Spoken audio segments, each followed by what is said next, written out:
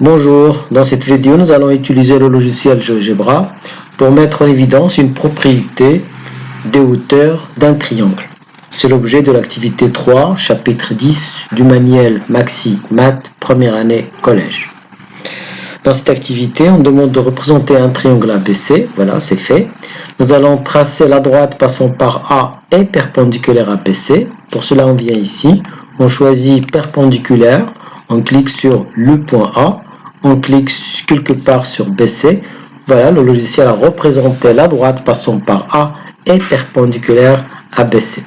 Cette droite est appelée la hauteur du triangle ABC issu de A. Donc la hauteur d'un triangle, c'est tout simplement la droite passant par un sommet et perpendiculaire au côté opposé.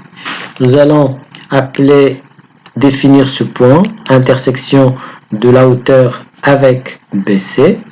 On peut même, pour être sûr que c'est bien perpendiculaire, si vous voulez vous en assurer, on va mesurer à l'aide de ce logiciel l'angle ADB. Vous voyez que c'est un angle droit. Le logiciel affiche le symbole et en même temps la mesure. Nous allons représenter de même la hauteur issue de B. Pour cela, on vient ici, on choisit perpendiculaire, on clique sur B, on clique sur AC. Voilà la hauteur. Vous voyez que cette hauteur ne coupe pas forcément AC, mais si vous voulez, on peut modifier un petit peu ce triangle si vous voulez que la hauteur BC coupe le segment AC. Mais une hauteur, il peut se trouver à l'extérieur ou à l'intérieur d'un triangle. Tout dépend évidemment de la mesure de cet angle et de la forme du triangle.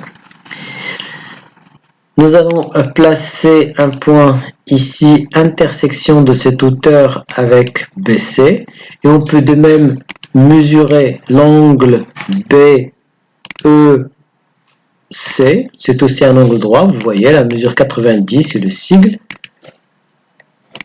Nous allons appeler H le point d'intersection de ces deux hauteurs. Donc on vient ici, on choisit intersection, on clique sur une hauteur, on clique sur l'autre hauteur.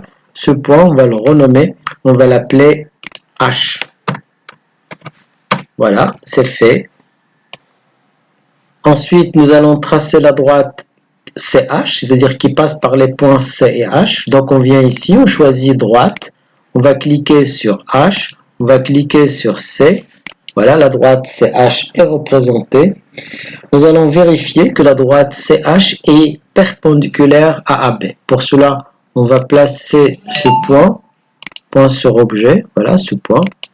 Et on peut mesurer à l'aide du logiciel l'angle AF, ou plutôt, alors l'angle CFA. Vous voyez que le logiciel affiche le sigle de l'angle droit et même la mesure 90 degrés.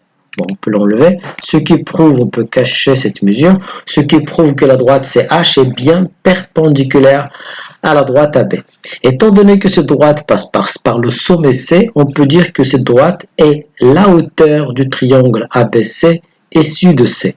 Vous pouvez remarquer donc que ces trois hauteurs ont un point en commun. On dit dans ce cas qu'ils sont concurrentes au point H. Donc dans n'importe quel triangle, les trois hauteurs sont toujours concurrentes en un point.